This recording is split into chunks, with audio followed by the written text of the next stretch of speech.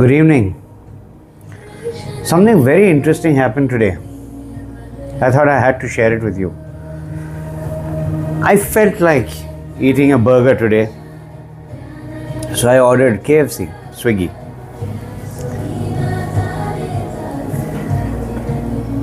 I placed the order as usual, and I waited, and then I get a call from the delivery partner.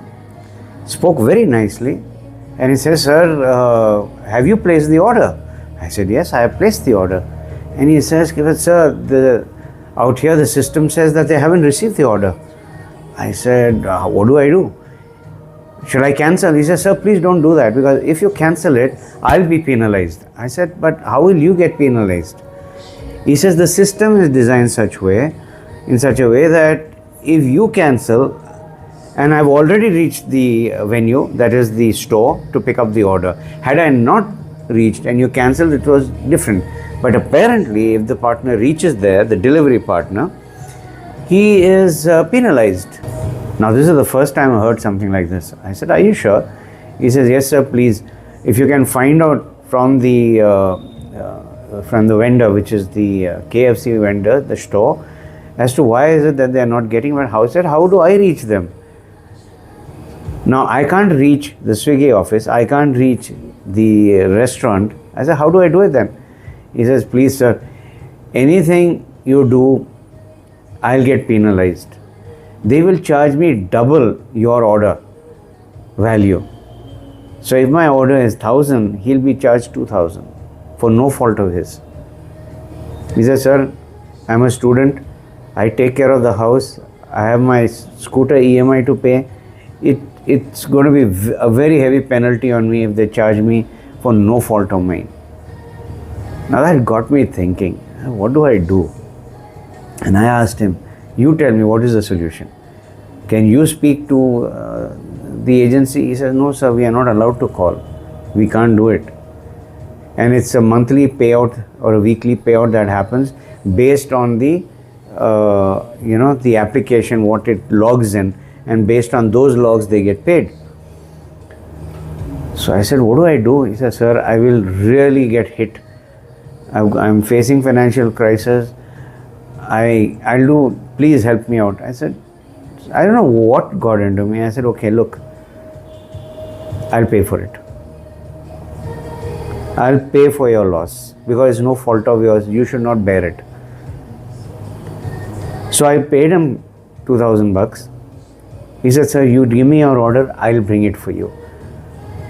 So I repeated my order to him. He placed the order at the shop and he brought it to me. Within 5 minutes, he was at my doorstep. He spoke English, he spoke very well, young chap. And he says, "Sir, you don't know what you've done for me today. I never expected, nobody does this for people like us." I said, "What do you do?" He said, "I'm a student." I said, "What do you study?" He says, "I'm a BCom final year student." I said, "That's fantastic." He says, "Yes, and my father, he drives an auto." I said, "That doesn't matter. You're doing him proud by working the way you're working, by studying and focusing on what is required for your growth, and thereby this growth and security of your family." You know what he told me, which really surprised me? He said, "Sir, can I hug you, please?"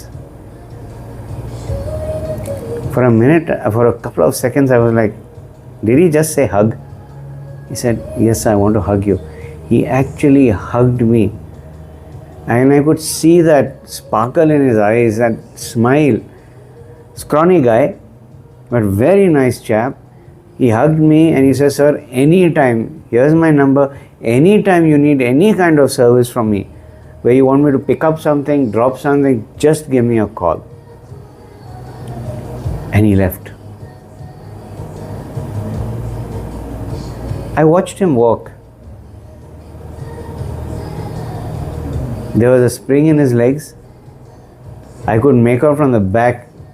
Looking at his back, he was smiling, he was happy that he's going to take home some money today and maybe put food on the table.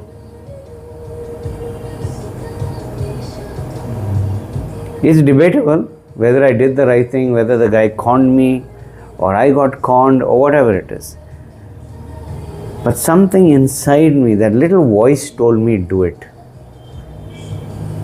I mean, how poor am I going to get, or how rich am I going to get if I was to help somebody put food on their table? It's worth thinking about, isn't it, friends? How often do we come across such opportunities, and when we do, what do? And when we do we reflect on what it meant to that other person, rather than focusing the attention on yourself and then feeling very proud? The feeling can be anything. That's yours to feel and yours to enjoy. No one can say anything. But I'm talking about the learning that we acquire through this kind of action, where we just do it. We don't question and we don't expect anything. But what I got without any expectation was something which I have no words actually.